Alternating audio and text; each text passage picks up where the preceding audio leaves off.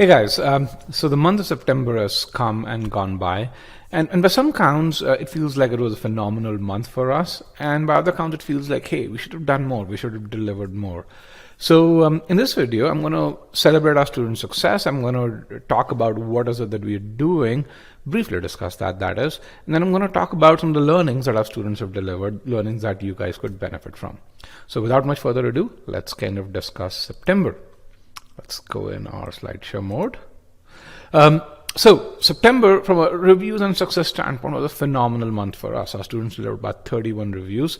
What's nice about this was about 90% of them, or 27 of them, were by students who scored 700 or higher.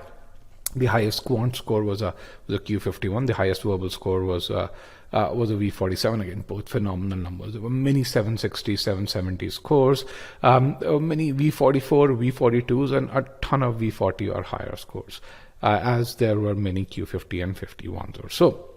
Now, what's most exciting about this is that, hey, when you look at the number of 700 plus scores and you compare them to what it was last year, we've delivered 3 times as many 700 plus scores as we did last year. We were the leader last year when it comes to GMAT Club partners and delivering 700 plus scores. It's the same this year. The only difference is we've just increased the gap between others and us.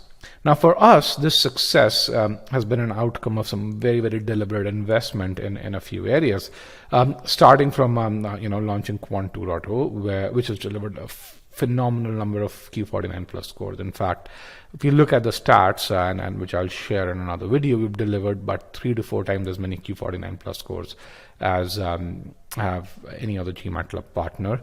We've delivered what we call a Support 2.0, which includes our last mile push program. And for those of you who've been reading debriefs by our students or our reviews, you'd see the impact that program has had. Scholaranium 2.0 has had a huge impact with regards to that last mile push. And the fourth thing which has helped us do this is the fact that we've invested a lot in AI. The expert AI architecture has helped each one of you get more out of each and every question that you solve, has helped each one of you figure out what's the right learning path for you, figure out what strengths you have, and what are the right areas that you need to focus your energy on.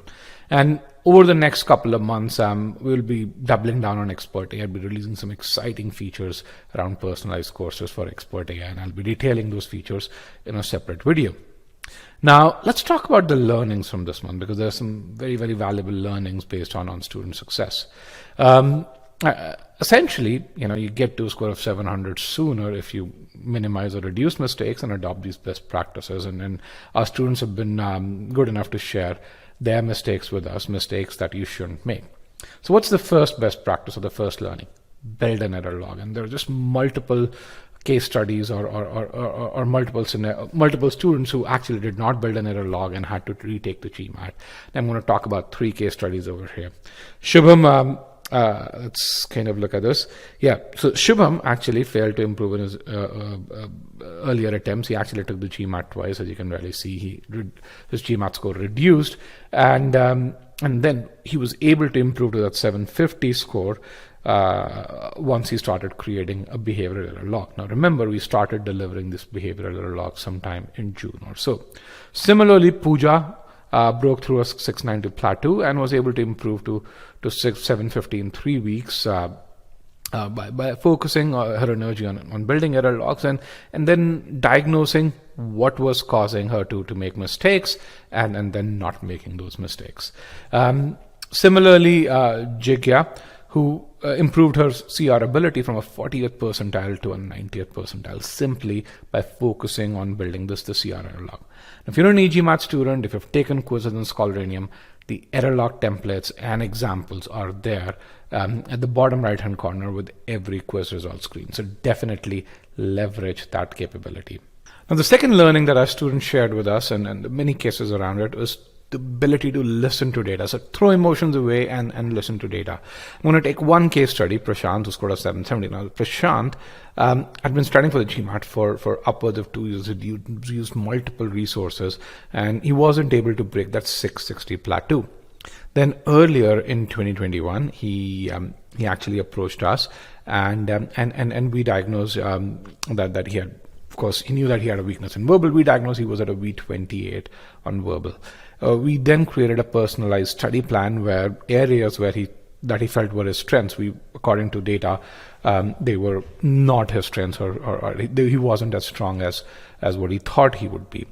He worked diligently on strengthening those areas, and within 2 months he was able to go from a V28 to a V45. He further strengthened his hold on that V45 score by practicing in Scholaranium, and was eventually able to get to a 770 or so. This is a phenomenal score, better than 99th percentile overall.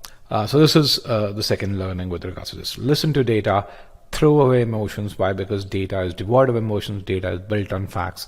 Data is built on not just what you think, but how others have fared on the same set of questions. Okay. Now, the third piece, which I think is really important, is to make sure that when you're starting, study properly, study to completion. When you're aiming for that 720 or higher score, you're aiming to be amongst the top 6, top 7. Some of you are aiming to be among the top 1 percentile of students. And to get there, you have to achieve perfection. To achieve perfection, you can't cut corners. Now, for our students, let's call him IB because he's not shared his name. He spent thousands of dollars wasting his money. Why? Because he didn't study properly. He actually bought the eGMAT course during his first attempt. He didn't study properly. He finished Scholaranium. Then he went on to go through 2 other courses, wasn't able to improve. Thankfully, he came back to us. He kind of recognized that he needed the original approach. And this time, even though he had gone through the course again, he took our suggestions, he studied properly, he revised his mistakes in Scholaranium, he actually created an error log as well. He thought error logs were for people who weren't that smart, and this guy is a CFA, but once he started creating that error log, he recognized the value of that error log and was able to succeed. So again, 3 learnings, 3 very valuable learnings that each one of you could benefit from. Build your error log, throw away emotion, and listen to data.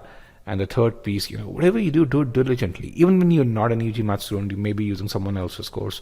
Study that diligently. Why? Because you know that you're aiming for that top 3, top 4, top 5 percentile score or so, and you've got to achieve perfection to get there, and you can't cut corners and get to the top 5 percentile score or so. So with that, I want to thank you guys for joining me and listening to this video, and I wish you happy learning, and let us know if you need help reaching your target GMAT score.